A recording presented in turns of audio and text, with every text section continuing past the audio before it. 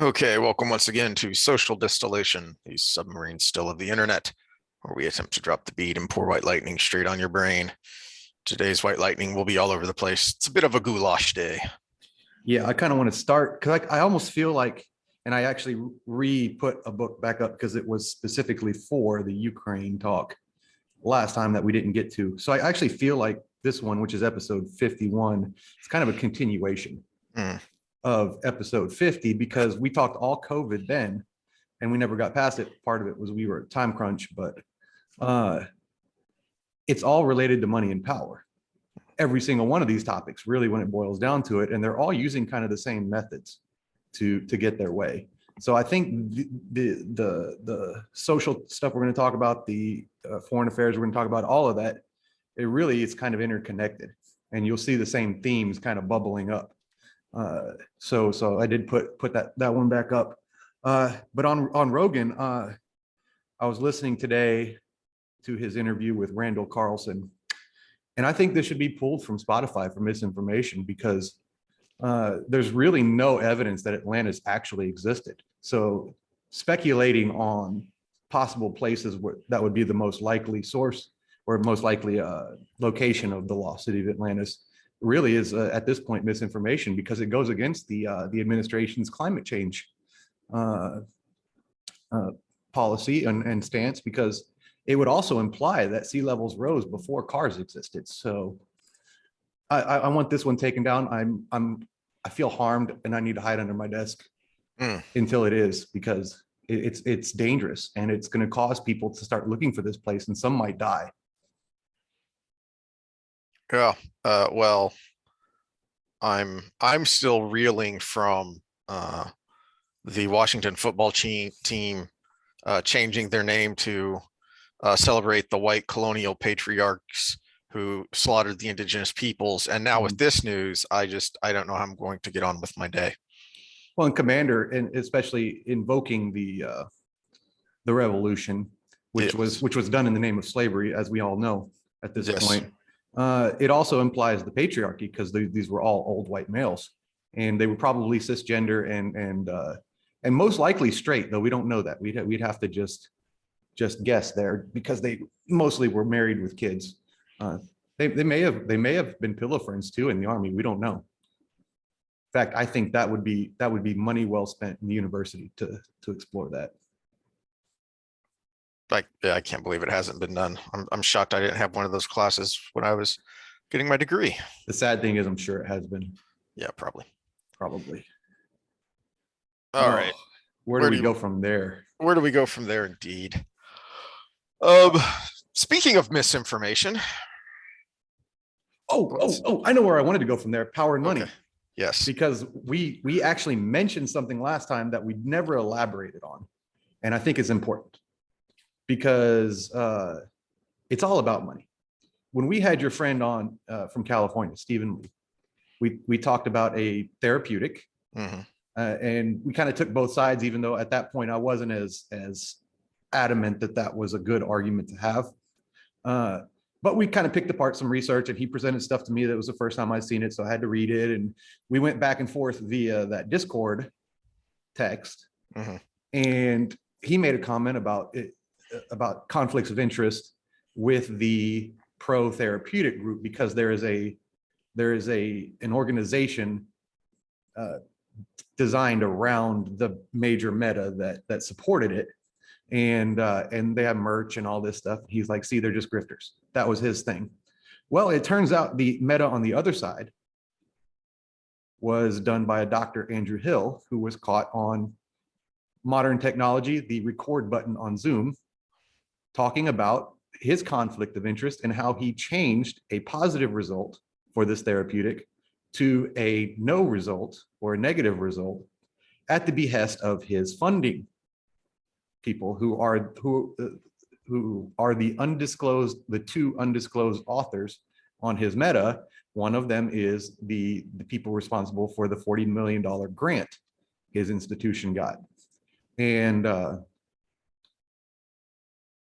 looking for the original video, but I do have the transcript, I think, if I still have it up.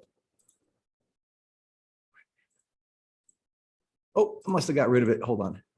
I'll put it in, I'll link it in the comments, but the person he's talking to grills him about his results.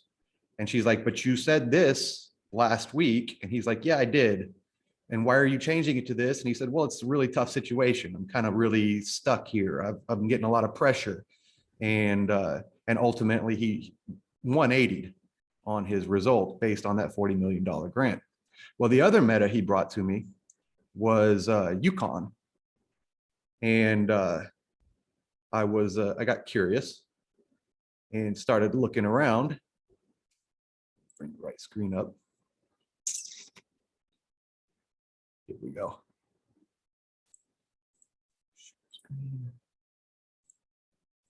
Look what happened this last year. It's amazing how that works. $300 million in funding for sponsored programs. Well, let's take a look at some of those sponsored programs. Funding, NIH. Funding, NIH, founding members, NIH, NIH, NIH, NIH, NIH, NIH. More NIH, more NIH, NAID. Google, NIH, NIH, NIH, NIH, NIH, NIH.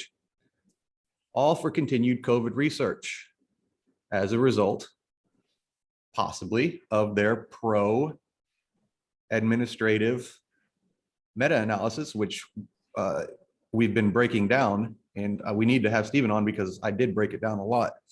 That meta, in the same way that Dr. Hills came to their conclusion, had a bunch of stuff that supported this therapeutic and then attached a bias score to it. They never explain what creates the bias score. They just attach a score to it based on their assessment of the bias. But that's actually a little bit of projection because the bias might be that they wanted a certain result. So they attached it to the ones that went against their result and attached a lower bias score to the ones that went for their result, which was 2 out of the 10 that they analyzed. So, well, actually, those were just no result. They weren't even a negative result. So you had 8 out of 10 positive results in their sources for their meta-analysis and 2 out of 10 negative to no result. And they did some shenanigans with the statistics and ended up with it's not effective. And all of a sudden they get an inundation of funding. I'm not going to draw conclusions, but those are the facts.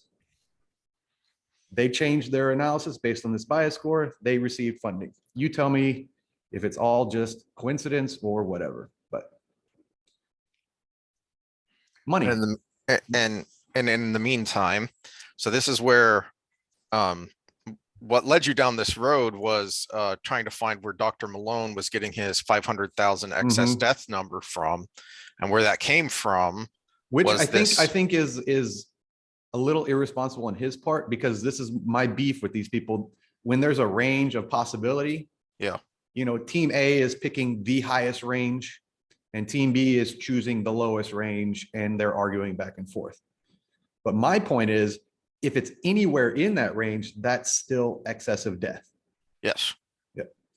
Yeah. And he was getting that number from this meta-analysis that was flipped because of pressure funding from the pressure from the people who were giving the funding to say no result when it was actually 80% effective. And so he's taking the total death number and saying 80% of that could have been saved with these therapeutics if we didn't have the media and the administration running around saying CEC, no effect. Which, looking at the randomized trials in the metas that were against the ones that still supported the therapeutic but were given the bias score, it was nowhere near 80%. But it was still a percent. It was still somewhat effective. And again, in the absence of other solutions, which is what we were at the time, in the absence of other solutions, 10% was still 70,000 lives. 20% was still 140,000 lives. So in the absence of everything else, something that could possibly help a little bit. And really what people don't know about medicine in general is a lot of these things, they don't give you the top number of how many people are treated with something to have a positive effect. So if it's a really complicated number to discuss, but if we treat 300 people with this therapeutic that have this specific disease, we'll look at preventing stroke from a heart valve. So I'm going to go with my own anecdote. Preventing stroke from a heart valve, they prescribe Eliquis. Of 300 people, 300 normal people, you say you have a 1 in 300 chance of having a stroke. If you have a heart valve issue, you might have a 3 in 300 chance of having a stroke. And this medicine given to 300 people helps 1 of those 3. Does that make sense? Yeah. So that's how medicine works in general. We do this all the time. So if we had something that was shown to be effective 1 in 10, you treat 10 people, you're going to get a positive result in 1. That's a pretty high magnitude compared to most other medications. So if that was the case, 80% is a lot. But if it was 10%, that's well within the range of what we would consider a very justifiable use of a therapeutic. Yeah. And it was all squashed. And everybody says, well, there's no randomized controlled trials on it. Well, of course, because those stopped in the States too. So when we You know look what else? You know what else? There's no randomized controlled trials on by their own admission. in a thing that you put in your body to cause your immune system to have a reaction. Yeah. This is where I want intellectual consistency in the audience. Intellectual consistency, because if you are going to crush the therapeutic because of lack of evidence, you have to be consistent, crush the other thing that we're not going to name because of lack of evidence. The data behind that thing is so, I mean, it should be laughed out of peer review is what it should be, realistically. Yeah, and McCullough makes a compelling case, given his background, that these things would have been pulled off. Well, all right, let's not go down that road. Let me go this route instead. The reason all of this is so important, and the reason the lack of open and honest dialogue is so important, is because this is the starkest case of our motto: there are no solutions, only trade-offs. You're taking a risk with your body and with your life, no matter where you go, because we've got a novel virus of questionable origin. We don't know what its impact is going to be on the body. There's been a lot of talk of long haul COVID, and that has kind of gone away. We're not talking about it as much, and the reason it's a concern, partly because Omicron doesn't seem to be having the long haul effects, and that actually plays into some of these quote unquote conspiracy theorists that said the spike protein was the major problem all along, because Omicron has mutations to the spike protein, which is why it's more contagious, as I recall. Yes, which is why it's more contagious. But it's also not causing the same autoimmune response in your body, specifically from the spike protein. So we're seeing less long haul, possibly because we're not having this autoimmune response in our blood vessels. And again, I said possible. I use these words on purpose because we don't know. We don't know, because again, this is a novel virus. That term was used early on, and it is another one of those things that's gone away. That's very important that people need to keep in mind. It is a novel virus. The technology to treat it is also novel. So we don't know what its long haul effects are going to be either. The therapeutics that are being used for it, yes, they are also novel in this case, because even these things that we've been talking about as therapeutics, that we think there's compelling evidence that they're beneficial and useful, well, but they're being used to treat something novel. Yes, I brought up, when we were talking, I brought up that study from, I think it was 2014, that showed the drug which shall not be named inhibited viral replication for all these various viruses. So, that's good. If we were talking about an outbreak of one of those things, we could say, no, yeah, we know X, Y, and Z, but we don't. We don't for this. For this, we Mhm. don't know. So no matter what you choose to do, you are taking a risk. You are rolling the dice. You need to have as much information as possible so that you can make the best choice for yourself, what risks you are comfortable with and what risks level you are not comfortable with. Well, I also want to point out, because again, we made the point that a lot of people didn't even listen to or watch the episodes in question, is Dr. Malone, uh, the therapeutic he discusses most, we can name fluvoxamine, because it is an accepted treatment protocol for COVID now. He was demonized for discussing that way back in the beginning as a possible treatment. But now it is considered a viable treatment. And he actually never really came to bat for the drug that we can't say. Yeah. He came to bat for fluvoxamine when it came to therapeutics. Well, am I recalling right from that interview that wasn't that because it had been used effectively against SARS-1? And And that's why he did it to himself, because he got COVID in the early days. And he had a lot of, he had been one of the people working on SARS-1, right? When it first came out. So he had a lot of experience with SARS-1, and that's one of the reasons he was brought in to work on this in the very early stages. All comes back to power and money. Yeah, and if you're going to call people who are charging $60 for telemedicine and $20 for a t-shirt grifters, then what do you call the people getting tens of millions, if not billions? All of the science is really corrupted by the fact that science also follows the money. Yeah, science is done by people, and people are flawed. Well, and it's also expensive. To do a large randomized controlled trial with a number, a magnitude that's going to get you a statistically significant result. So we're talking an airborne disease like COVID.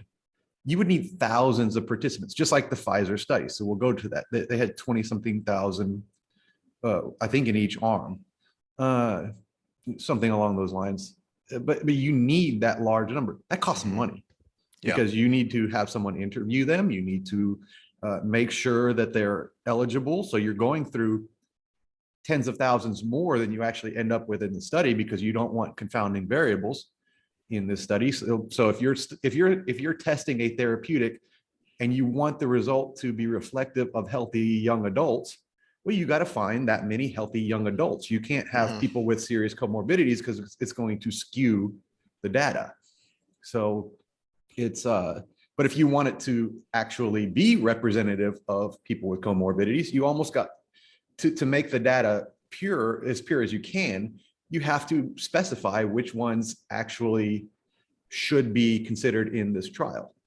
So it's expensive. It's really, you need multiple studies, and then to bring them the data from all of them all together, because again, you have to account for certain things. So each study should be a little bit different, and then they need to be replicatable. So someone else is checking your work by doing their own study based on what you did. So there's all of these things that have to go into it, and it takes a lot of money, and it usually takes time, especially when we're talking long-term effects. This also ties back to what we were talking about last time, because if you're going to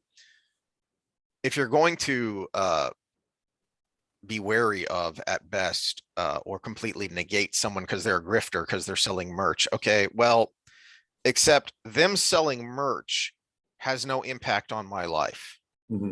This is where this public-private partnership is so insidious.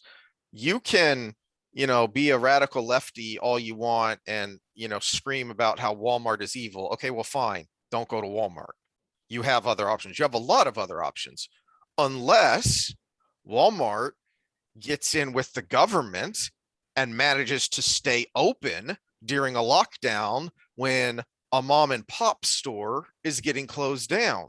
How come Home Depot gets to stay open, but Ace Hardware had to close down. I think Well, I think the best example of this was the California situation where the catering for the movie yes. studios could be open, Yep. but the outdoor restaurant right next door could not. Yep. That Yep. used to cater to the movie studios. So, So I think that's the most egregious it's not example. just that, these people over here are getting tens of millions, if not billions of dollars. It's that they are also in partnership with the government to force their view on other people. Or if not force it directly, force it indirectly by pushing out and hiding any alternative view or opinion. Well, now I'm old enough to currently, remember. yeah, currently I'm you old have enough to going on. remember when you were encouraged to get a second opinion when it came to Mhm. medical diagnoses. Well, and currently you even have a secondary source of income being manipulated with GoFundMe not funding anything that's considered anti-authority. Yeah. Uh, and not only that, taking the money and giving it away to what they consider reputable charities Yeah. versus actually just refunding the people that put the money in there to begin with. So not only are they not giving it to the people that the donator intended it for, they're making it hard to get it back and basically using that donor's money to fund something that that person may not agree with as a cause. So we'll see what happens legally with that one. This is a relatively new phenomenon. Some people are getting on it, but I hadn't even heard that one yet. it's the main one is with the truckers in Canada. They had a GoFundMe which had I think $9 million in it, and GoFundMe refused to pay that to the truckers organizations and is making it, you have to do some long process to get your money back if you donated.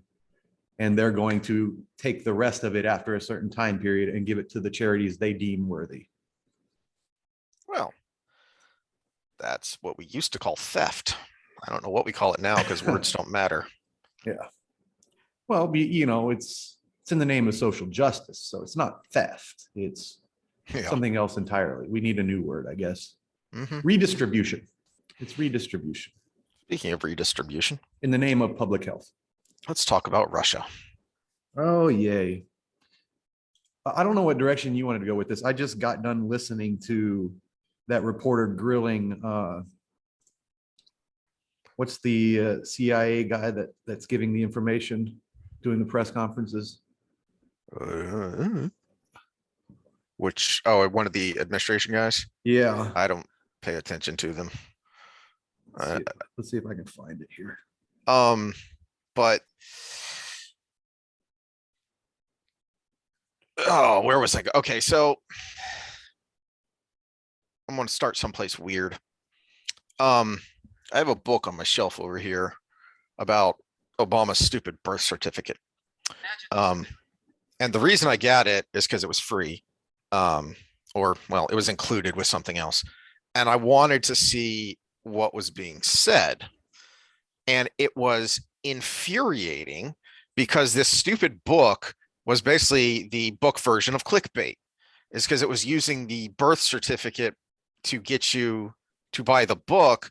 But then he was going into all of this other actually well documented problems with Obama's background and legitimate questions about Obama's background. Well, except thanks to all this birth certificate nonsense, we could never focus on any of those things. And in fact, anyone who was paying attention back then, which I know you weren't, the Obama team and then later the Obama administration, they loved the birth certificate crap because they could use it to make their opposition look like nut jobs and or racists. And so they were able to hide legitimate grievances, legitimate questions. They were able to dodge them by putting this umbrella over everything. Why do I bring that up? Because for 4 freaking years, we heard about how Trump was colluding with Russia. Trump had disconcerting ties with Russia. And back when we talked about the IG report a couple months ago, I showed you how that was all completely fabricated with actual court documents. So that was all completely fabricated. But the media and the Trump derangement anti-Trump lunatics wouldn't shut up about it. That's all they would talk about. And so it was used to shield legitimate things that were going on. And people didn't know anything about it. People didn't actually know what was going on with Russia and Ukraine, because anytime the subject comes up while Trump is president, well, Trump's colluding with Russia. Trump talks nice about Putin, and to their credit, yeah, he does, and that was really disconcerting.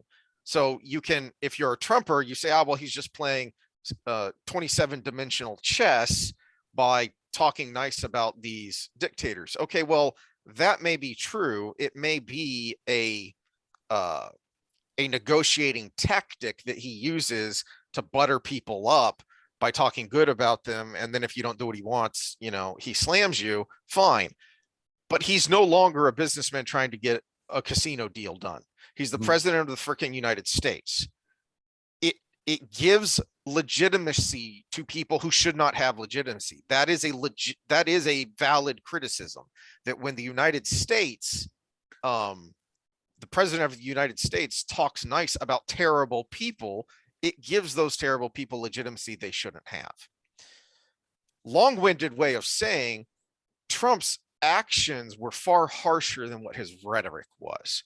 And as soon as Biden came into office, he upended all of that. And that's why we're where we're at. So share screen. Oh, sorry. Gotcha. One of the first things Biden did when he got into office is to waive the sanctions against something. You may have heard the term Nord Stream 2, okay? Because it's almost completely finished. Yeah, true. So what? It shouldn't have been stopped. Now, annoyingly, this article doesn't have a map of what this is, but where Putin and his oligarchs get most of their money, a lot of people don't realize that Russia is basically a petrol state at this point. Petroleum and natural gas is where Russia and its oligarchs get their money. So they're not any different than, one of the petrol states of the Middle East or Venezuela or whatever. Okay. So that's their Achilles heel economically. And one of the only things that has kept the Ukraine safe is that a major portion of that petroleum and natural gas is shipped through pipelines through the Ukraine. Well, what Nord Stream 2 is it's a pipeline that goes from Russia through the Baltic Sea straight into Germany. So then Putin doesn't have to worry about Ukraine. Putin can do whatever he wants to the Ukraine. So, here we go. So this is the one with the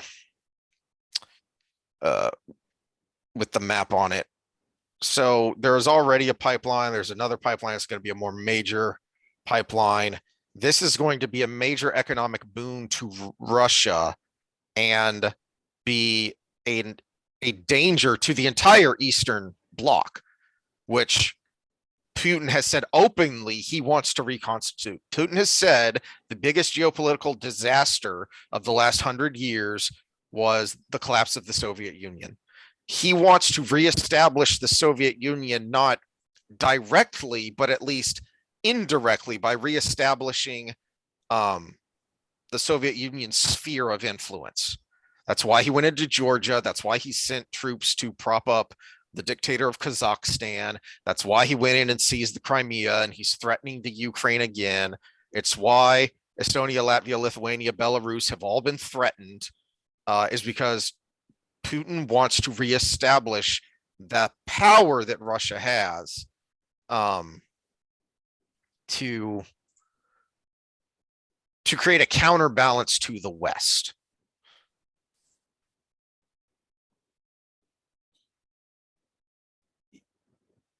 If this was to be done in a way that was diplomacy versus force, I'd say as the rest of the world should have no say. If, say, Lithuania said, we're doing okay as a country, but we would be better as part of Russia. Yeah. And their people voted on it, or however they do things in Lithuania. They say, we're going to do this. We want to be annexed. And that happens. Well, I mean, what can we say about it? We're not, anything we said about it would be our own self-interest. But the fact that he's doing it through military force is the problem. That being said, what should our role be as the United States in this whole process? And that's a trickier question, because I mean, I'm old enough to remember when the people that leaned in my direction used to say, we want peace, not war. And we're not the world police. That was a saying back in the Bush days. We're not the world police. We shouldn't be the world police. And I think I lean in that direction. Of course, there's obviously situations where you could get me to see the other side of that, but I haven't seen it yet.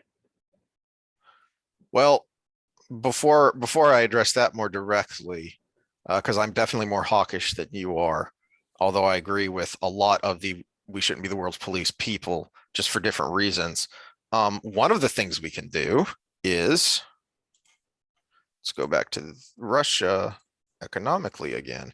Okay, when was this from? This was from February of 2022. They're doing this again.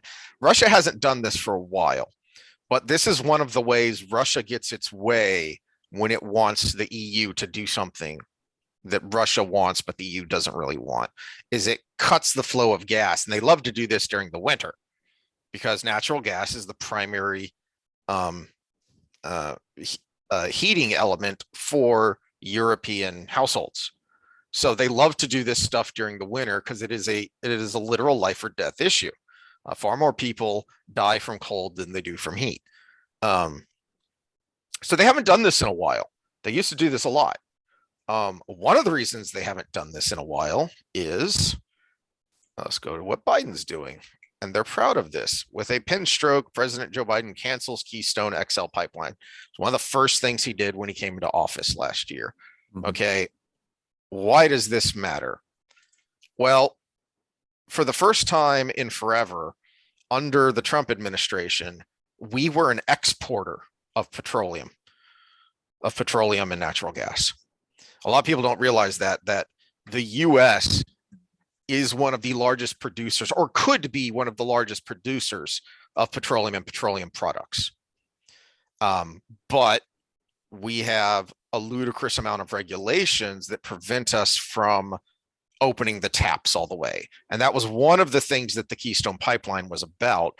And that wasn't just America. That was also part of the shale industry in Canada. It was to ship that product from Canada down to Louisiana, down to the Gulf Coast, where it could be processed and exported. So the US plus Canada is a huge reserve of petroleum. Well, if we are exporting petroleum and natural gas, then Putin doesn't have the power to just, well, I'm going to close our pipelines or reduce our pipelines. Okay, well, fine. We'll just buy it from America. They can't do that right now. They're under the thumb of Putin. It's one of the ways he's able to do what he does.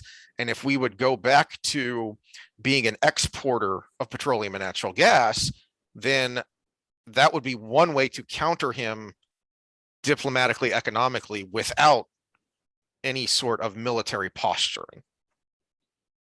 Well, and that's, I think, where we come into agreement. It's, we should be avoiding war at all costs. And if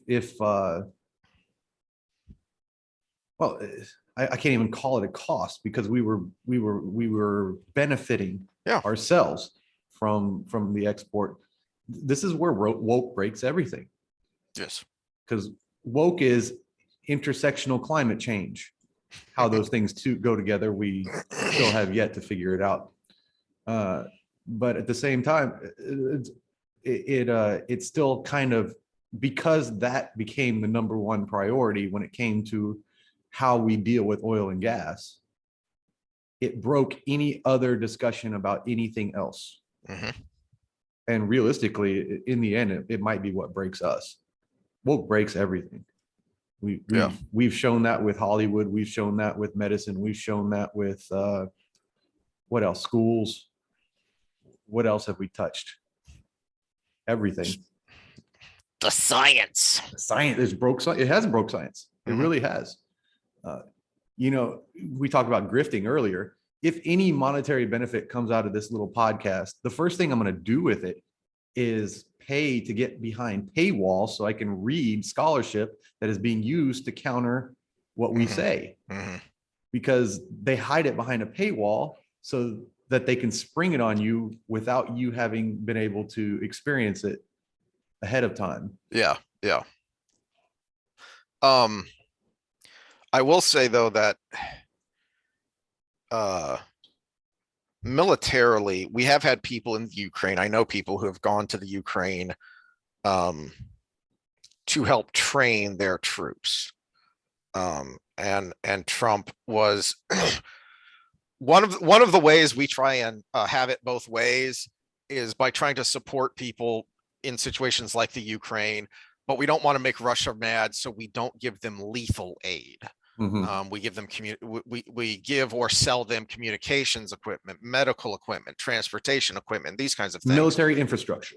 Yes, Yeah. rather than weapons systems. Okay, this Well, brings in a person that I wanted to talk about in this discussion, because we got a little beef with how he's going about supporting this, and that's Mr. Dan Crenshaw. mhm. So I listened to him defend his position on Afghanistan, which he was a person that believed we should have stayed there. Mhm.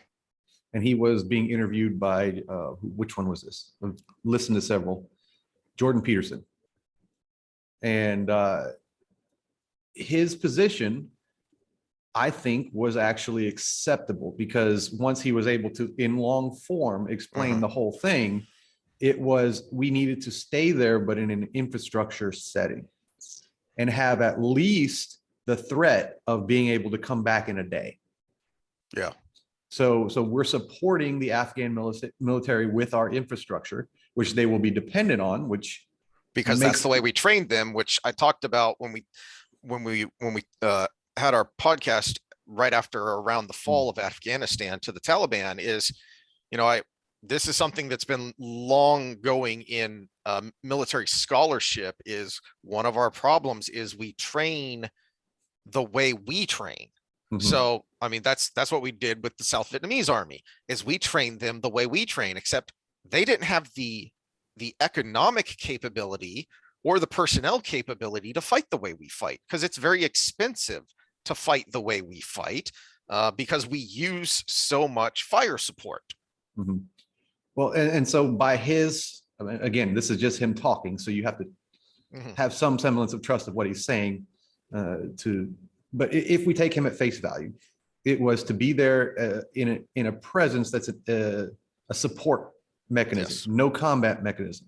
But because we're there in support, it makes it easy for that combat mechanism to come back in if Yes. needed. If, say the Taliban decides to try to take over and get into all these air bases and everything. So that's kind of acceptable. So if we were talking that with the Ukraine right now, if we were saying, hey, we're going to support you in this way, we're going to supply this, we're going to supply that. And if really they came in and just tried to massacre your population, we'll come in and help. That would be a different discussion than what we're having now. Well, and to your point about, I mean, so basically what you're saying is, if you want peace, prepare for war, the old Roman saying. I can't remember the Latin anymore, but Um, one of, and Afghanistan is a good example of that, because one of the first things that happened after we skedaddled was China came in and wants to, I haven't read up on it, so I don't know if they've actually done this. They're taking over Bagram Air Force Base, which was a huge base. And we get one of the things that made the Afghanistan collapse such a clusterfuck is because we get out of Bagram in the middle of the night. So everyone had to go out through the Kabul airport, which was a small international airport. It was a small civilian international airport in the middle of a city. So it was quadruply dangerous, whereas Bagram is out in the middle of nowhere and had huge defensive infrastructure around it in order to protect those air assets. It was also a deterrent against China, because China can't go too far against India or our allies, or push into the Central Asian region, because we've got this giant Air Force base right here. Okay, well, it's the same idea, and it's one of the flaws of our post Cold War mentality, is that we just assumed, well, this is all done with now and it will never come back. So we drew down too much too fast out of Europe, which allowed Putin to come to power and to do what he's done the past 20 years or so. I can't remember. I think he came into power in like 99 or something. He's been around forever. And that's where I would go farther than you. Now it's a little trickier, because I just had to look up and remind myself the invasion and annexation of Crimea happened in 2014, February and March of 2014. We had a treaty. The US and Russia signed a treaty to convince Ukraine to give up its nuclear weapons. Because when the Soviet Union collapsed, all of their military assets basically froze in place. And in order to threaten NATO, a lot of their nuclear assets were in the Ukraine. And the Ukraine wanted to keep them as a deterrent, because Ukraine does not like Russia. They never have. A lot of people don't realize that at the very beginning of Operation Barbarossa, when Germany invaded Russia, they were greeted as liberators by the Ukrainians. And that turned south real quick when they started, sending in the death squads, because they had long tried to, after the October Revolution, when the Soviets first came to power, Ukraine tried to break off. They tried to declare independence. So they wanted to keep them, and the US and the Russians signed a treaty that said, if you are ever invaded, we will both come to your aid. That is how they convinced the Ukraine to give up their nuclear weapons. So we were obligated by treaty to intervene in the Ukraine. And when we didn't, it made us look as weak as we looked when Afghanistan fell. And it's, again, one of the reasons we're here. And one of the reasons it paused when Trump came into office. They took Crimea and then they stopped. They, kept threatening the borders of the Ukraine, and there are, still low-level kinetic actions happening there, but they basically paused. And now that he's out of office and Biden's doing what he's doing, they're back at it again. So if you were to snap your fingers and make me in charge right now, what I would do that would be more confrontational than what you're talking about, but not the direct action that some people like Crenshaw are talking about, is I would tell Putin, you have got, 72 hours or whatever to demobilize and get out of Crimea, or I'm putting an armored division in Poland. Because I guarantee you Poland would welcome that with open arms, because Poland doesn't like Russia any more than the Ukraine does, and is every bit as afraid as they are. And that would scare the crap out of Putin, because one of the reasons he wants that reestablishment of the Eastern Bloc is not just for the political and economic power that it would give Russia, but also for the security that it gives Russia by creating a buffer. I mean, that's why they went. That's why they wouldn't leave after World War II in the first place, is they wanted that buffer between Germany and themselves. So if you tell them, okay, well, fine, if you're going to, we're not going to get involved directly with you, but we're going to start parking armored divisions in Europe again. And we're going to put them in Eastern Europe this time, not in Germany. Well, I'm looking at things at a global scale. Well, I mean, why the hell isn't Poland the first to come to the table? Yeah. At that point, you remember that old Robot Chicken episode with Little Hitler? I want to lead the Polish boy's desk. Yeah. And it cuts out and it comes back and he's got the desk next to him and the Polish boy's gone and he goes, I want to lead the Czech boy's desk. And it pans out and he comes back and he's got the two desks and all of a sudden he's all these desks around him. And the US is sitting in the corner going, not my problem. And then the Japanese kid comes up and spills his Coke. He says, oh, now it's my problem. I mean, we could, you want to avoid that being the situation. Just so isolationist until somebody actually hits you. What's the saying? That it's not to not be a dangerous man, it's to be a dangerous man and not use it. It's that's how I'm looking at the situation. Are we looking at it as a peace first situation, or are we looking at it as an action first situation? Yes, you need to be to have the presentation of power, but you also have to be doing it in a way that is peace first. Yes, we can back this up if we really need to. Yes. But, and so the direction we're going now is there's just too much around it that's just wrong. And part of it's the deceptive route. The guy I was talking about, Price was his name. I looked it up.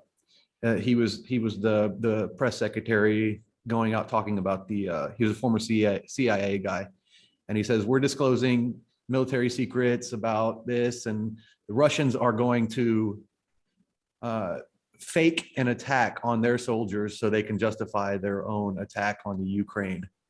And all the reporters just okay, except for one. And he's like, wait, where are these disclosed documents? He said, well, I just told you. He said, no, you made an accusation and now you're using your accusation as evidence of your claim. And he's like, well, I told you that this is the public disclosure. No, where are the documents? Where's the evidence? Where is any of this? You're saying Russian disinformation to justify their attack, but you've made an accusation. You're not supporting it with anything. Well, I am. My words are my support. Basically, was this whole conversation back and forth until finally Price said, well, you must be an agent of the Russians, basically. And it's like, no, I'm a journalist. I'm trying to get to the bottom of this. Yeah. Because it's not like he said, I was old enough to remember when you told us about WMDs in Iraq. And it went down that road. And this is a reporter actually flipped it around on him. He goes, what you're telling us is basically amounts to a conspiracy theory. You're no better than Alex Jones. He flipped it on him. He said, you're telling us about this Russian conspiracy and you're supplying no evidence. Other than your word on it. It's not any better than, I immediately said, because that's speculatively, that's what I would assume. And, actual experts have talked about is this is probably what they're going to do because Putin's going to want some way to justify to the world, but mostly to his own people. This is why we're doing this. So it's most likely, they're probably going to try and manufacture something. But for an official to come out and say, this is definitely going to happen, just trust me. No, you can't do that. But if you're taking a peace first approach, so Mr. Price, or whatever his rank is, Price, is not taking a peace first approach because he's saying they're going to do this and we're going to take action if they do this. Whereas a peace first approach would be to first of all say, well, we're all smart enough to know the Ukraine is not going to attack Russia. We're all that smart because they are incapable of winning that war. Second, if this so-called attack happens, we're going to send people to make sure it actually happened before we do anything, because there will be evidence of an attack. And if all sides are taking a peace first approach, they will let you come and check it out. And that's the peace first approach. This, Right. they said they're going to do this and this disinformation, and they're going to justify their attack, and then we're going to kill them. Basically, let UN observers in to investigate the situation, or these will be the series of escalating consequences. Yes, exactly. When we talk about slippery slope, setting the bar of this is this point in it, this is this point, this is this point. Yes, eventually violence can be the answer in any confrontation, but you have to set your limit to that. Yeah. I will hurt you if you hit that kid. Well, okay, so I've set that limit, and that person hits the kid, I am going to hurt that person. If they get up and leave at that point, all right, well, I'm going to go take care of the kid. Yes, you want those, but they have to be hard lines, and they have to be peace first approach to the hard line. Yeah. And I think the key point to what you're saying there is hard line. Okay. So Obama did this with Syria and talking about the red line of chemical weapons. And then it happened. And then it was like, well, stuff happens. You can't do this is what is so confused about the whole situation, is because you have people coming out now, this Price guy coming out now and saying there are going to be consequences. Okay, but the president himself just said a couple of weeks ago in that big press conference he gave that, well, if it's just a minor incursion and we have to, wait a minute, you can't say that crap. That's the other side of the coin to the way Trump talked is, yeah, I have a problem, not with his actions, but with the way he got all buddy when he was trying to butter up Putin and Kim Jong potbelly. Well, we're going to talk about him in a second, because I do have to bring him into the conversation. Yeah, because that's going on again too. But that's the other side of the coin. So you don't want to be too buddy trying to butter him up, but you also can't waffle around. That's just going to invite them to do bad things.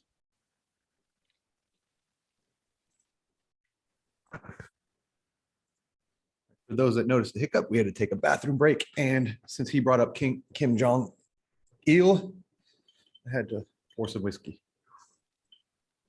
Peanut butter whiskey, Screwball, if you want to pay us to advertise. It's delicious. Yeah. So this gets to one of my main themes through this whole podcast is intellectual consistency.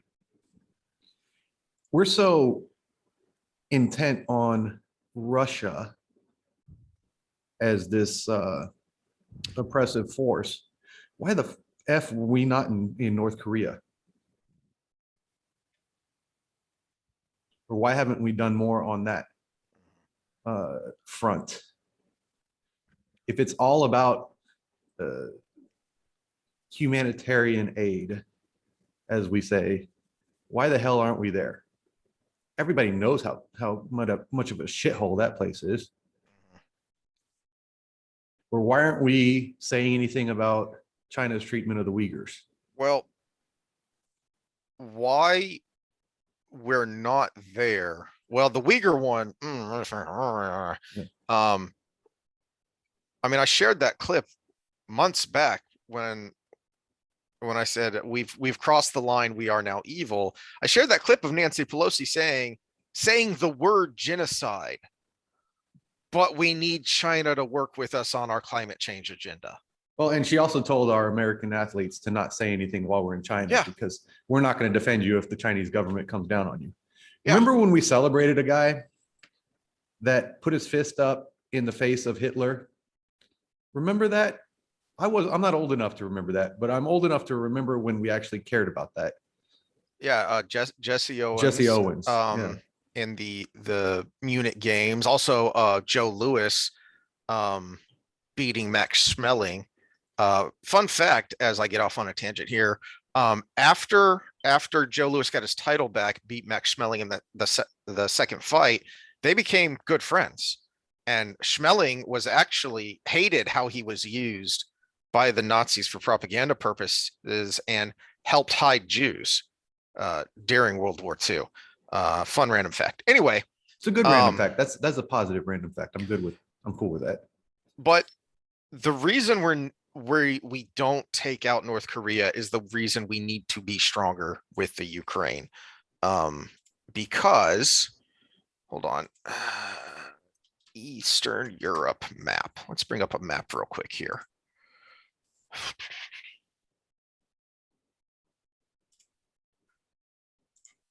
All right. Map, it's a map, it's a map. Okay.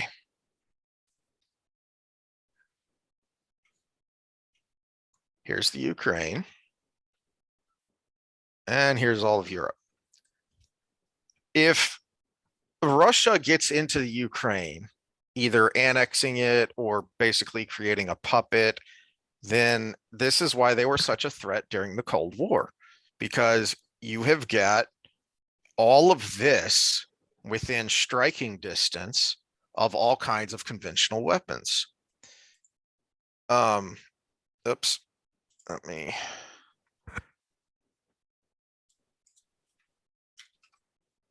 So people worry about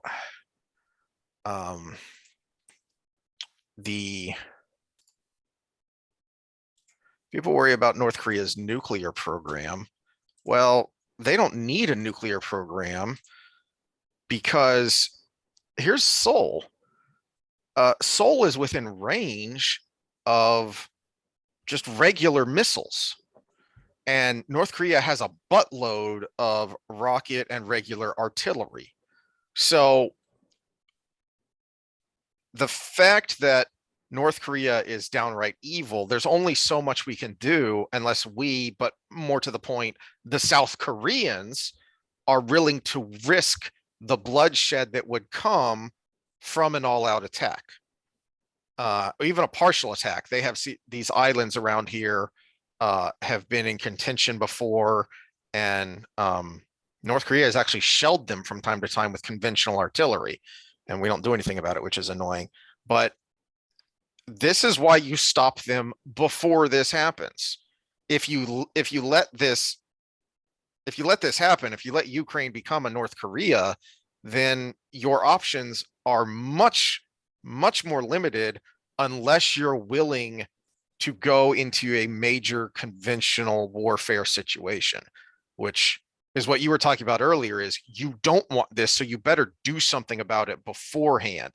We don't want what's going on in China, so we should have done something decades ago when when we were starting to become more economically entangled with China, and there were people that have been warning for years, hey, if you do this, you're making a deal with the devil, because these are bad people doing bad things, and the more economically entwined you become, the more difficult it is to do anything about it.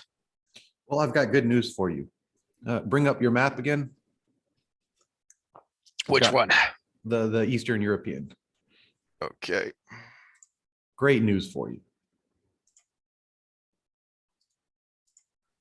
No, stop that.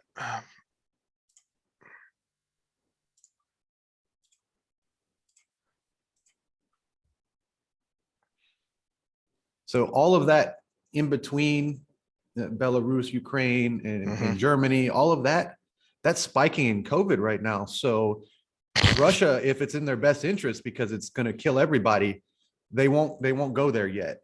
So so that's great news. We've got this wall that is created naturally. Basically Ebola. Yeah, it's going to stop them. Yeah.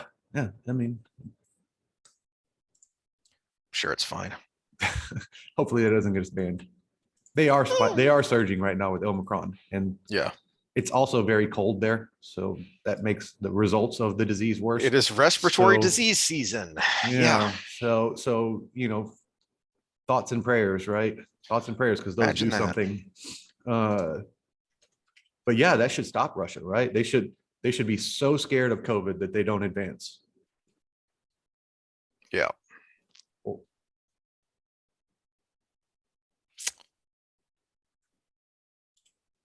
Where is that?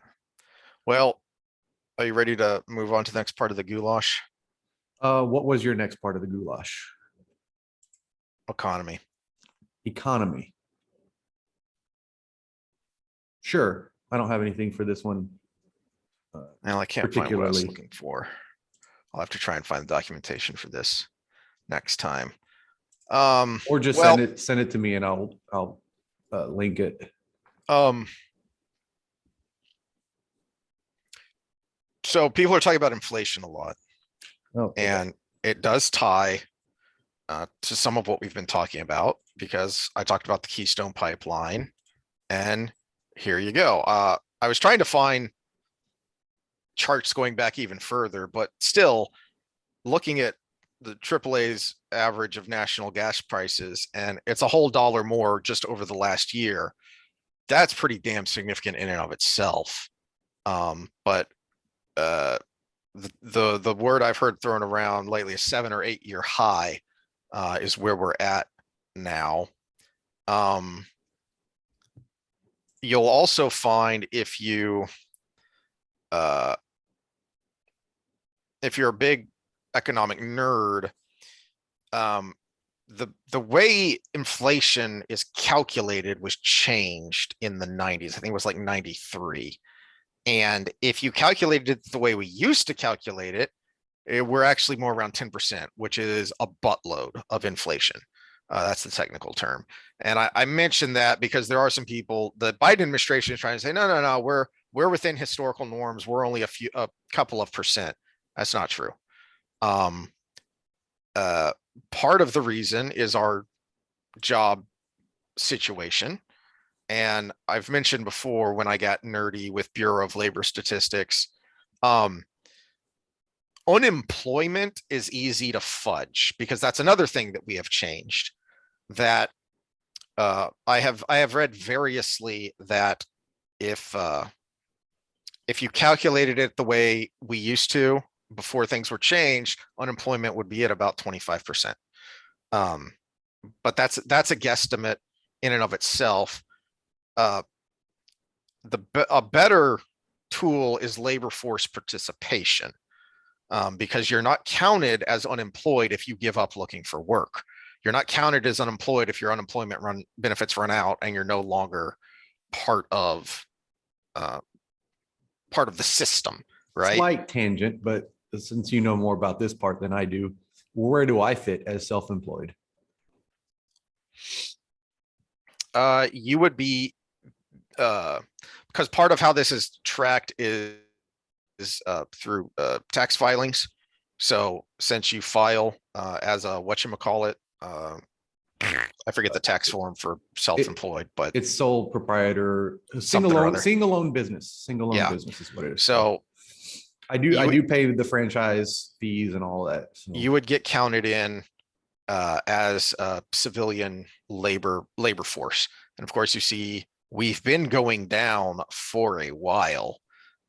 We had a little bit of an uptick, and then COVID lockdowns hit and it went kablooey. We have not recovered, period. The labor force participation has not recovered. And just anecdotally, think about how many now hiring signs you see. Mm-hmm. People aren't going back to work. Well, I can speak from experience on this particular subject. So I work for myself and I do things out of my own home right now.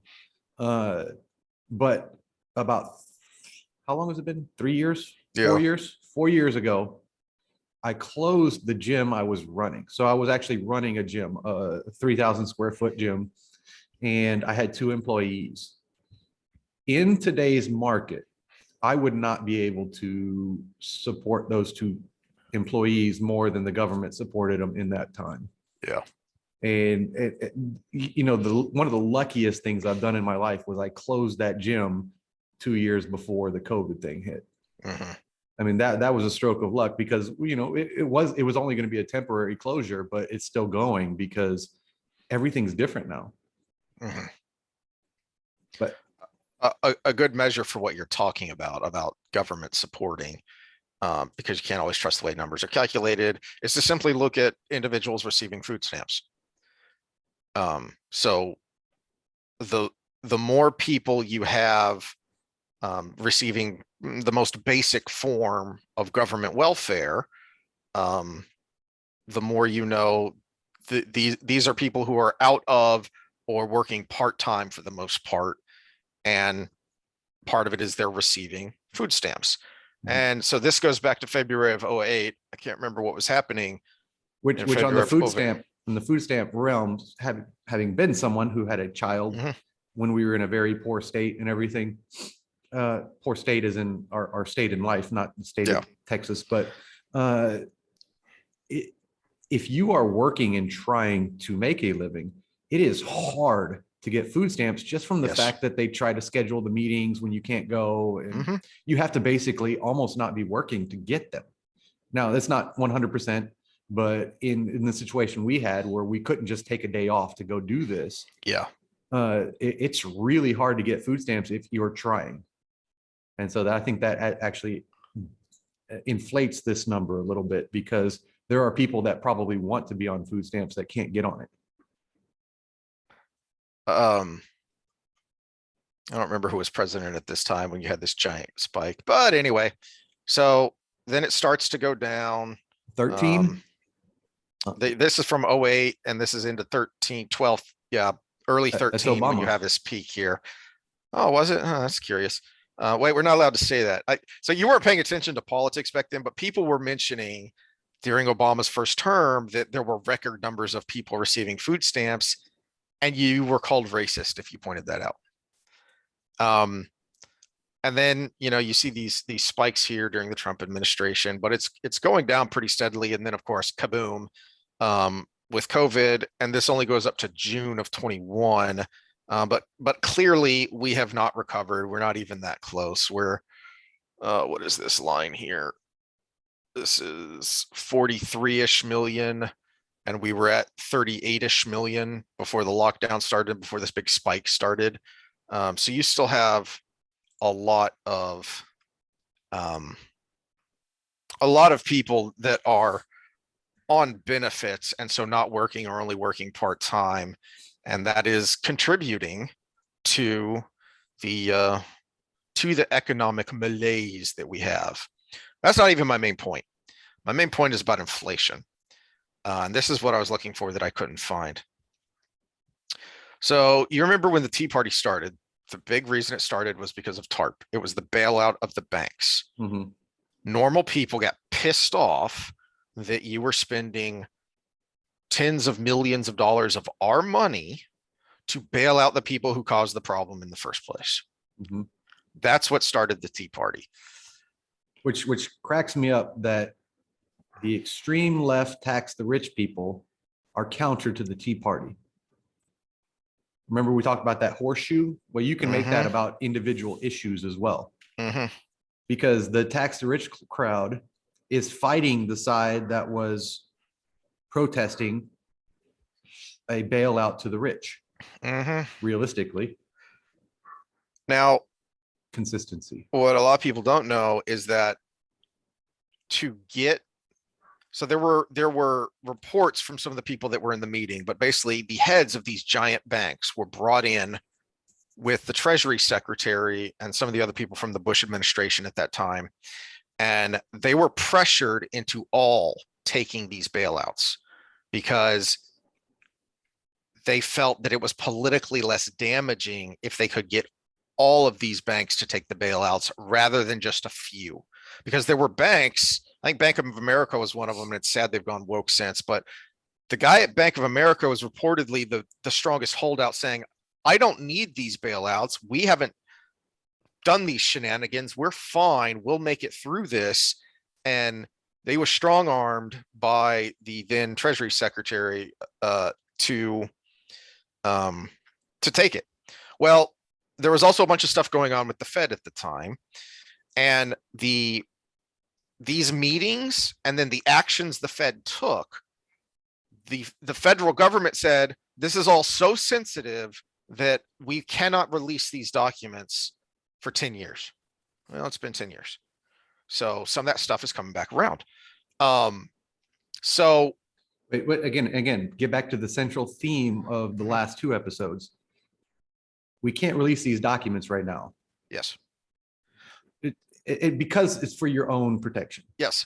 By law, the Federal Reserve is supposed to have a lot of these Now, there have been people who want to audit the Federal Reserve because some of their stuff is private and secret because they claim they're protecting trade secrets and whatnot. But their actions are supposed to be open because their whole purpose is to regulate the currency. Well, so you had in 2007-8, you had the bank thing. And then in 2012, there was another big bailout, or the Fed started doing what was called quantitative easing. And here's where inflation comes in. The late great Dr. Walter Williams was fond of pointing out, rising prices are not inflation. Rising prices can be indicative of inflation, but inflation is inflating the currency. Only the government can cause inflation because only the government has the right and ability to create currency. So true inflation comes from pumping more currency into the economy. This is where it gets weird and a little complicated. This is what quantitative easing was. The Fed is doing something that I consider completely unconstitutional because they are a semi-private apparatus. A lot of people don't know that. They think the Fed is like part of the Treasury. It's not. It is a semi-private apparatus that is linked to the government in order to help stabilize the currency. Well, they have been. It's the same with the CDC, FDA, all of those. They're not the government. They are subsidiaries of the government that are semi-private organizations. The way the Fed, the Federal Reserve, has been getting around the Treasury being the printers of money is they've been creating money digitally. That's what quantitative easing was. That they are just digitally creating money and then distributing it to various banks. Well, it turns out, and there was stuff that happened right before COVID hit too, that people are still trying to get the documents of, but they told us that the bank bailouts were $800 million. It was key that it was under $1 trillion. That's not 800 billion or million? Billion. Okay, you said under $1 trillion, but then you said million. I'm like, that's way under $1 trillion. Yep. Yeah. So because it was difference. It's under $1 trillion because the talking point was that the Iraq war had been calculated to have cost about $1 trillion. And so the talking point for a lot of these things, that was the talking point for Obamacare, it was the talking point for the bank bailouts, it was the talking point for the auto bailouts. Hey, this is costing less than the Iraq war, and this is more important. Anyway, it's not true because come to find out with some of these newly released documents, the Fed was also shipping money to overseas banks, to European central banks to help prop them up. So it wasn't under $1 trillion. It was closer to $30 trillion that the Fed pumped into not just the US, but the world economy and continued to do even after these bailouts. They've continued to do this. One of the ways the Fed and the federal government create a kind of Ponzi scheme is the Fed will buy US Treasury bonds. So that helps prop up the government financially, but it's a shell game. There's no real money here. It's just you're digitizing this and claiming that all of this is out there. But eventually you have a trickle down effect because if you're pumping all this money into these big banks, well, eventually that digital currency gets into circulation. That's what's going on here. That's one of the reasons you have such skyrocketing prices right now is you already had this going on with the Fed. Now you've got $2-3 trillion being pumped directly in rather than indirectly through the big financial institutions. So you have that as your background, the Fed pumping money, trillions of dollars into the big banks, and now it's going directly into the consumer with all of these COVID bailouts. Which I think people get lost in the weeds because I remember, this was years ago at a liquor store. I was getting the money out and she's like, oh, money's just a construct and blah, blah, blah, blah, blah, blah. And I was, well, realistically, yeah, you can say that, except that it's also a social contract. So I hand you this money, you're giving me a good with the expectation that that money will be able to buy you something else, and and you go down the line. And it's actually 100% necessary in Western society in the way things are, because so I train people for a living, and apparently talk into a microphone now.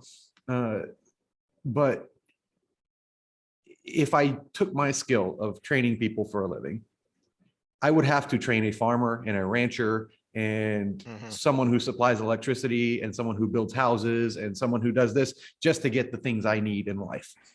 Whereas I have this intermediary, which is money, where I can hand it to that grocery store or farmer and have my food. And I can hand that to the liquor store and have my bottle of liquor. I can hand that to this. And so it's this intermediary where it takes care of the middleman of having to supply a trade to everybody. You supply your trade to the people who need it, irrespective of what you need.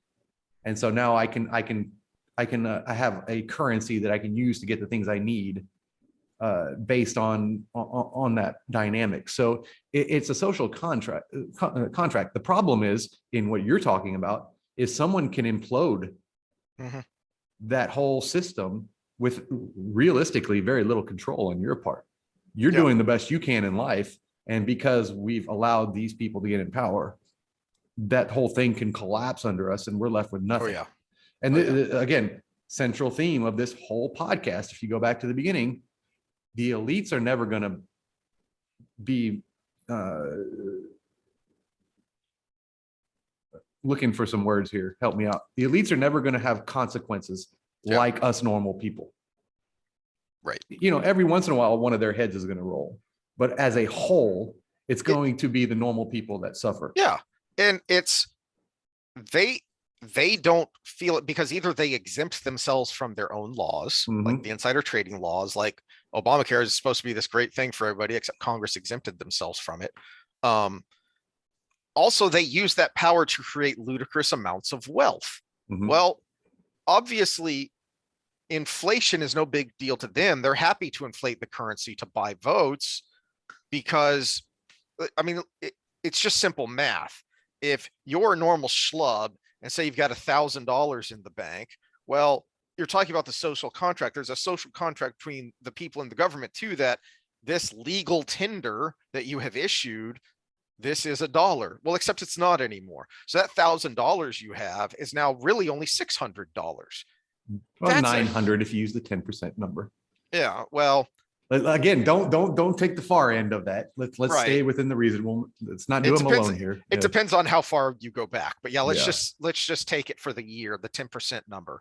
So you've managed to save up $1,000 this year. Well, no, you didn't. You saved $900. Okay, that's a huge hit to somebody who's scraping by. Okay, I've got some insider information. You know what industry did not get hurt during this whole pandemic? The jewelry industry. My client who runs a lot of a certain company, a big company I'm not going to name, they've been as busy as they've ever been. But a lot of people with wealth are buying tangible, valuable items with their wealth. Yes. Because that ring they bought for $900 when inflation happens is now worth $1,000. Yes. So rather than their $1,000 going down, theirs actually went up, or at worst was locked into something hard and tangible. Yeah. Exactly. And you look at the housing market. A lot of wealthy people are co-signing on their children's houses and paying the down payment, because that is an automatic transfer of generational wealth with no taxation required because they own the house. It wasn't a gift. Now they're co-signed, so when they die, their child owns the house without a gift tax or an estate tax. So this is generational wealth being transferred, where us people trying to work up from the bottom would have never been able to get in. Again, when we talk about strokes of luck, we made our name for ourselves financially about 3 years before this all happened. And we were able to get into the housing market. Now we have those tangible things. You know, who cares about the money in the bank? This house is worth more than anything we have. Yeah. You know, even tangible things like this equipment here is worth money. And that worth goes up more than money in your bank account. And so when we talk about everybody screaming about a minimum wage, that $15 is now worth $12. Yes.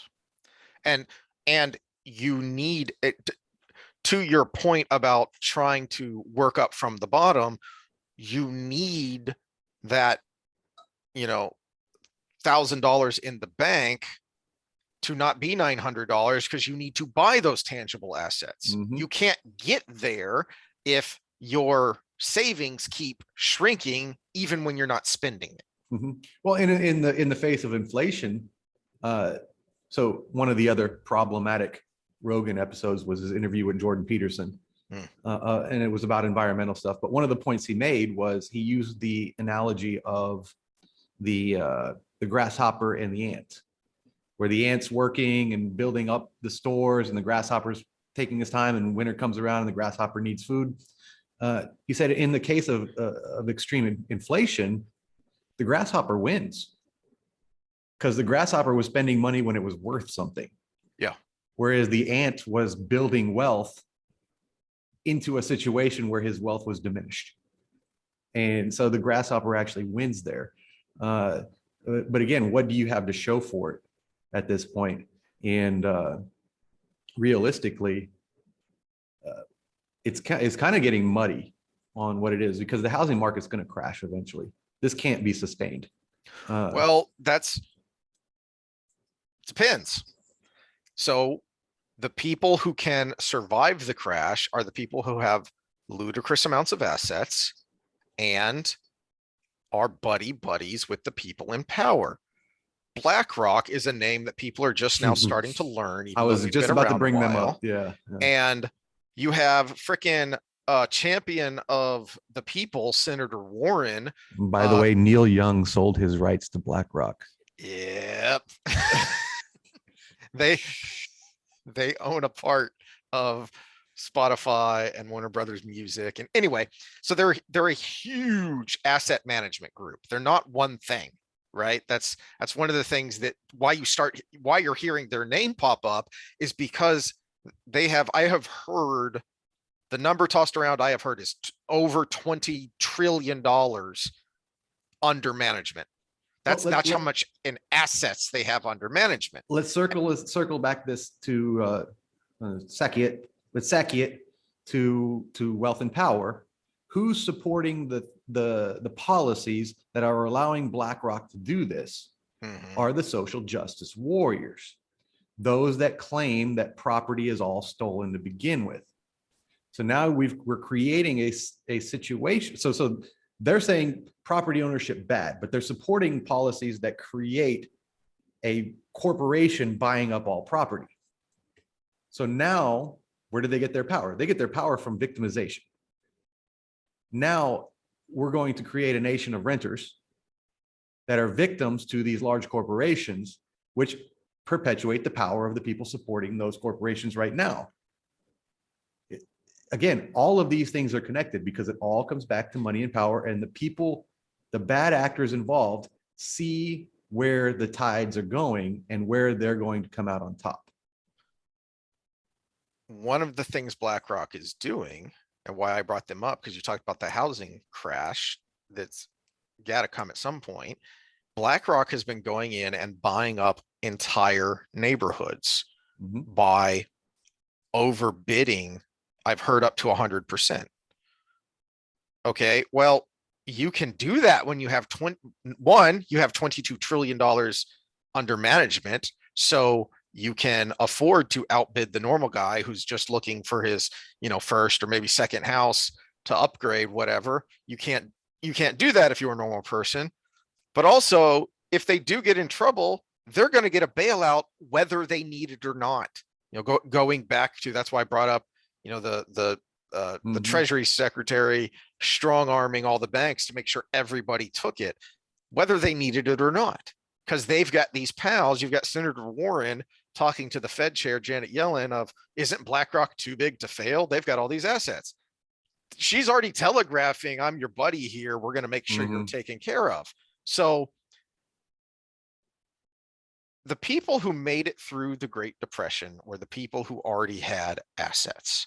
They made through great. So it's an odd juxtaposition when you look at some of the stark photographs of people literally starving in the streets, because during the Great Depression, you had variously anywhere from 20 to 35% unemployment. And yet, but yet you also had the Great Gatsby. Exactly. Well, that technically that was right before, but that was the roaring 20s. But you still had a lot of that roaring 20s stuff going on in the 30s. And it was one of the best times in Hollywood. It was one of the best times for baseball. Baseball exploded. Hollywood allowed to do business during the pandemic. Professional sports allowed to play during the pandemic. Sorry. Curious, isn't it? So the people who had all of these, who already had built up assets, they were able to make it through all of this stuff. And a lot of the people talk about how the New Deal was all about, FDR helping out the little guy. Bull crap. A lot of his cabinet and the people pushing New Deal policies were huge corporate people. And those huge corporate things helped them. And so they were able to come through the Great Depression bigger than they started. Meanwhile, the little guy gets squeezed. So all of those people in that 20 to 35% unemployment get squeezed. I mean, you had a high death toll too, while all that was going on. So while part of FDR's New Deal policies to raise and stabilize agricultural prices, they literally destroyed tons and tons of crops. They slaughtered and left to rot thousands of pigs, and you literally had people starving to death at that time. Well, you got to break a few eggs to make an omelet, and the big guys were okay. Same thing here. So there's going to be a crash. You cannot evade the laws of mathematics and economics forever. So there's going to be a crash. And when that happens, the little guy is going to get squeezed out. He's going to lose his house. And when things rebound around, how's he going to get it back? Because now BlackRock owns it. And why are they going to sell it to you when they can make you rent it, for $2,000, $3,000, whatever dollars a month? So rather than paying a mortgage to own a hard asset, you're now paying rent to an organization that already has over $20 trillion under management. Well, and there's so much squeeze in so many subtle ways. And some of it is on the surface, altruistic maneuver, which really doesn't help in the long run. So let's look at something like student loan forgiveness. So Navient just had their $1.7 billion forgiveness. And first of all, this should tell you something. They did that just to avoid litigation and the cost of that. So $1.7 billion was worth dumping to not go to court. So that should tell you something's broken with that system. The second part of it is, it was all the delinquent accounts. So it went to the delinquent accounts, which, fuck me, right? I spent the last 3 years after I left closed the gym now, getting in good standing with my Navient account. And then they sold it to another bank. And so I wasn't eligible for that. So had I just stayed a deadbeat, I could have, had some forgiveness, but Could have been the grasshopper. Yeah, should have been the grasshopper. No, I did the right thing, even though I'm still paying at this point. So yeah, don't be delinquent on your accounts just because this worked out in his favor, but because there's a bigger point to it. The people that are delinquent are because they have useless degrees and can't make a living. Yeah, sure, they got a little student loan forgiveness, but they still have a useless degree and can't make a living. And so guess what? The people that got a not useless degree and can make a living were the ones paying their student loans, but yet they're having trouble making a living because they're paying their student loans. So everybody is pushed down. The thumb goes down on everybody in that case. So And I have friends who are all for this, but that's in large part because they have tens the of useless thousands. degree and- that they can't make the or, living. or, Yeah. or even if they have a useful degree and are earning a decent living, they stayed in college so long that they still have a mountain of student loan debt. Okay, well, what do you think happens to that debt when it's forgiven? Somebody else pays it. Doesn't just magically disappear. Mhm. Somebody somewhere is going to have to pick up the tab. But Heath taxed the rich. If he just taxed the rich, this would all be taken care of. I should have had. Okay. I'm trying to remember the exact number. The federal budget is so high that you could confiscate, not tax, you could confiscate, because people talk about millionaires and billionaires. You could confiscate all income over $1 million in the United States, and you could run the federal government for something like 3 to 5 days. Mhm. We don't have a tax problem. We have a spending problem. Elon Musk said it in an interview and just dropped the person asking the questions because she couldn't respond. And he said, you could zero us all out, all us billionaires. You can zero us all out and not even come close to paying the debt. Yeah. Yeah. Yeah. And I'm just talking about the budget. If you talk about the debt, I think I've brought this up before. There's something called unfunded liabilities. Those are all the promises that have been made by the government for future payouts that have nothing backing them up. This infuriates me, and I get in arguments with older relatives all the time. It's my money.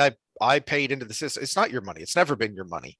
Social Security goes into the general fund and always has. It's a tax, and you get out way more than you put in. So think about it.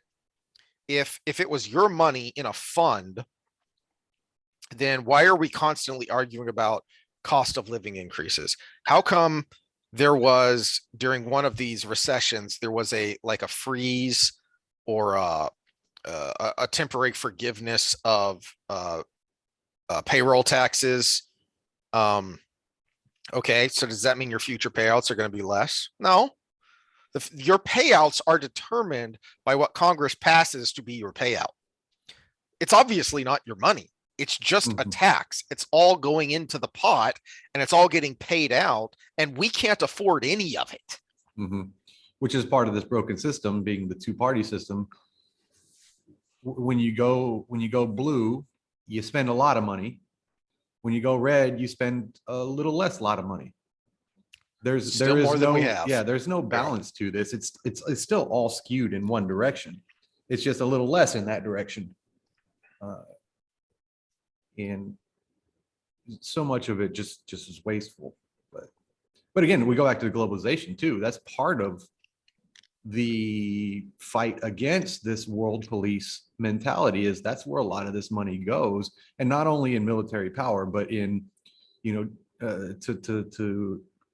throw a little punch towards the left, to gender studies in Pakistan and things like that. So I guess the main theme of that is all of that doesn't affect the elites. As much as you want to say tax the rich, they've got a bailout in the way. They've got something that's going to take care of them. Whereas when you tax the rich in a way that affects corporate, the way the corporation works, they just hire less people, or give lower wages, or have a little less safety on the. So it always comes down to us, the regular people, versus the actual rich. Well, you just talked about the jewelry sales. Is okay, unless you're going to go full communist and start confiscating private property, how do you think that's going to do anything? Because they've got so much of their money already locked into hard assets. That's what they do. That's how I just brain farted on his name? The big anti-debt guy, the financial guy that I watch a lot of. I've got his book somewhere. Oh, Ramsey. Yeah. Okay.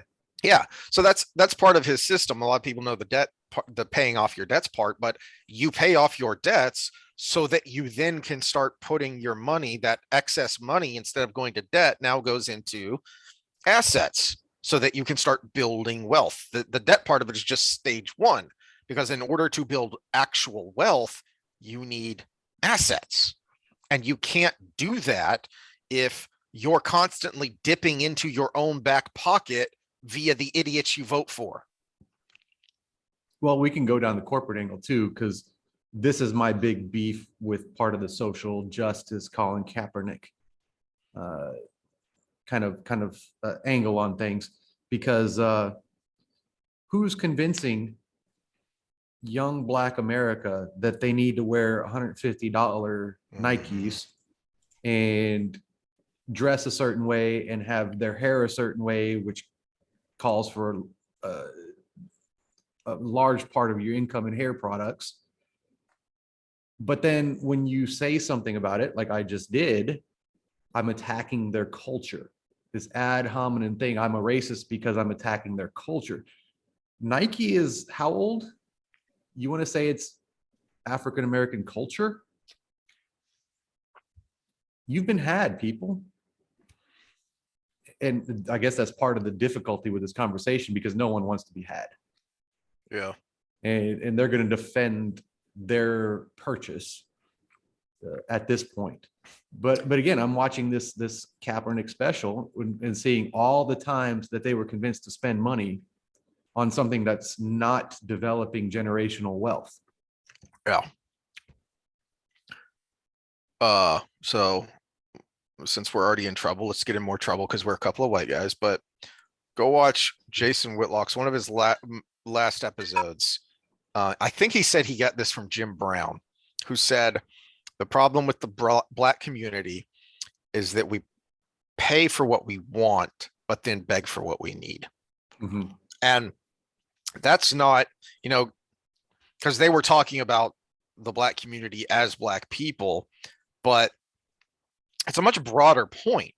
That's the problem with the poorer community in general, is a lot of the reasons you have poor who stay poor, or poor who become generationally poor, is because of that mentality. If the great Dr. Thomas Sowell has talked about this a lot, is that if you just look at income brackets, that doesn't really tell you anything. It's just a static picture.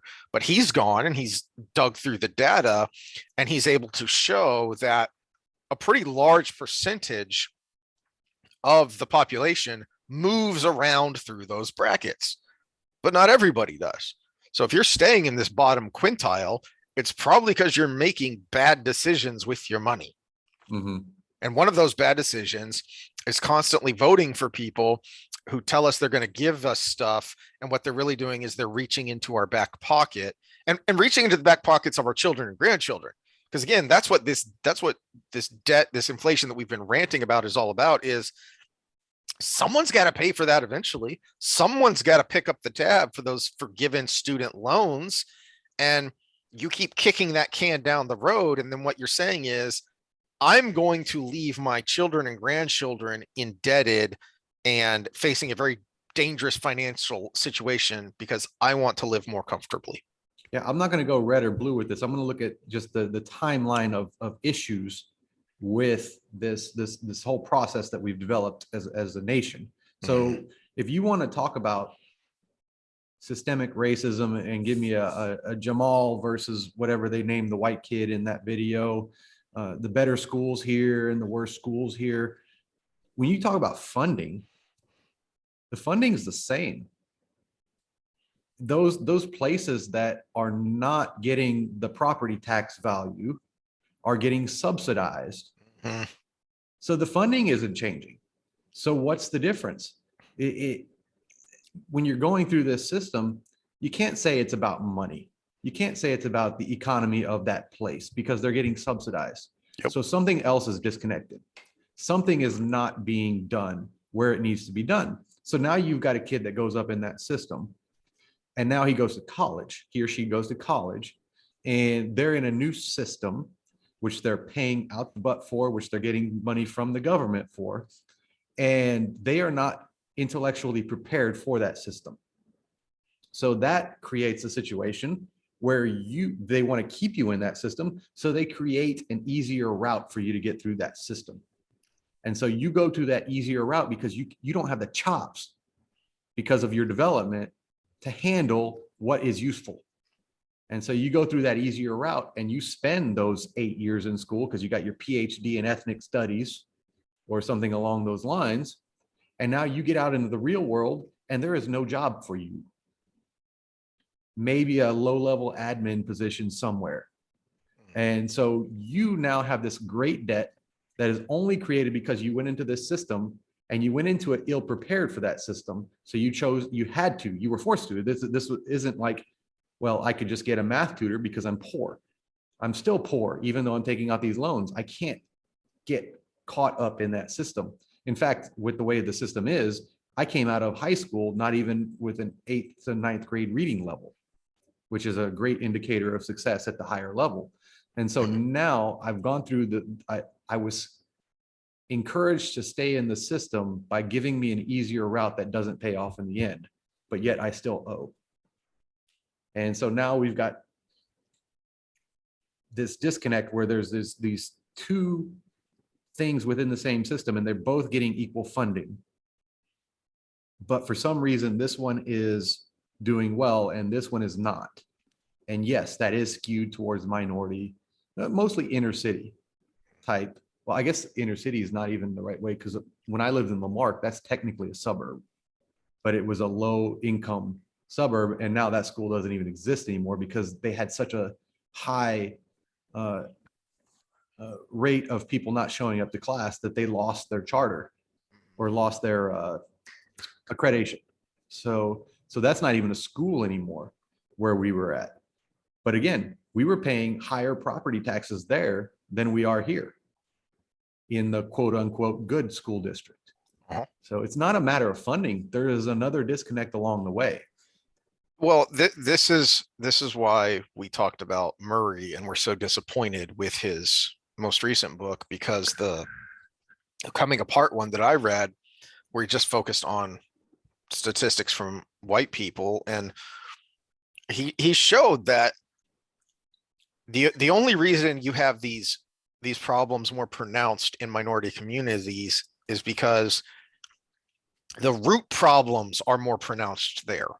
And we're not talking about those because, I mean, he shows with his ability to dig into and relate these numbers is that there are commonalities across race when it comes to these poor economic and poor educational performances. And the number one is single parent households. That holds true across any race, across any income category, that if you are in a single parent household, your chances of success are significantly lower, and your chances of getting in trouble with the law or having, economic problems, whatever, are significantly higher. That's not a racial issue, but we're not allowed to talk about where it does become a racial issue, which is there are higher single parent households in minority communities than white communities. Well, the sad truth is that's becoming narrower. Yes. As that was speak. something So he pointed out. There's already a self equalizing situation, I guess would be the right way to say it. Looking for his name. Hold on. Just saw a nice interview with a guy who wrote a book called The Boy Crisis. Because realistically, if you want to look at systemic anything, it's against young men. Mm-hmm. Young men versus, black men or white men or Hispanic men. It's young men in general. Yep. I'll get his name at some point, but he was talking about single parent households, and yes, divorce happens and all of that, but he said if you end up in a divorce or in a non-married mother-father situation, the key isn't the fact that you're married or not, it's the fact that you have equal representation in that child's life. So we can debate all day long, and this might be a better sexy time with Sam discussion, Yeah. but it was the fact that it was the income, the disparity between mother son time versus father son time versus the actual fact that they lived together. And just the fact that they didn't live together caused the greater disparity in most cases. Mhm. So if you do end up in that situation, you have to find some way to have an equal time situation. And Well, we've that been was, rambling for a while, so that's probably a good place to leave it off and tease. And next time, because I've actually been thinking about this topic, and I can't remember what sparked it, but it was the term toxic masculinity that I heard somewhere. And I thought, why don't we ever talk about toxic femininity? Because there is a such thing as toxic masculinity. The problem is the radical feminists label any masculinity as toxic while Mhm. ignoring the fact that there is a such thing as toxic femininity. That's kind of what you're talking about here, because I want to dig through these statistics because I heard somebody mention it a while back, and it popped into my head when I had this thought about toxic femininity of you have X percentage of boys living with a single mother, and they are then sent to school where they're locked up for 8 hours a day, 5 days a week. And the overwhelming majority of those teachers are female as well. So you can make a good case for toxic femininity because boys today are exposed in a lot of times almost exclusively to female influence, well, and they don't have that male time, this, that male role model. this is an interesting point that this author brought up, was when you're dealing with a female authority as a child, because of the difference in interaction between mother son versus father son, is on average, again, these are on average, this isn't everybody, so if you're the exception to the rule, don't come Mhm. blowing up everything, comment whatever, but expect to be pointed out that you are the exception to the rule. Mhm. The child learns to negotiate from a position of victimhood with the mother versus with the father. Hmm. Because, oh, so and so bullied me at school and then I had a bad day and I didn't finish my test. Mom is more likely to say, oh, well, it's okay that you didn't finish your test. You only have to eat half your broccoli today. You don't have to eat the whole thing. Just give me enough that you ate some, and then you can go play video games or whatever. Whereas dad is more likely to say, well, that has nothing to do with your broccoli. Eat all your broccoli, Mhm. and you still need to do your homework. You actually have to make up for that bad grade you made on your test. So it's a different dynamic between mother son versus father son, and that little bit of difference is why it's so important, because you learn that the child is going through a point in their life where they're learning to navigate life, and if you learn to navigate in a way that victimhood gets you the benefit you need versus the other way around, versus solutions to why you were a victim, Mm. it actually creates a completely different adult way later in life. And I think that's a good place to end it off, because that's a long conversation in itself. Yeah. So let's dig that up and have that conversation next time. Although I guess next time we should probably get back to Wheel of Time, talk Yeah. some more Okay. Eye of the So World. next time we have a non-Wheel of Time episode. Yeah. That's where we'll go. What chapter? We need to start covering more ground in the books in each Yeah. section. Or it's gonna So take us forever to get through. Where did yes, we leave off? 20, I think, chapter 20, just after Yeah. Eridol. Oh yeah, we talked about them separating and all that. Mhm. Yeah.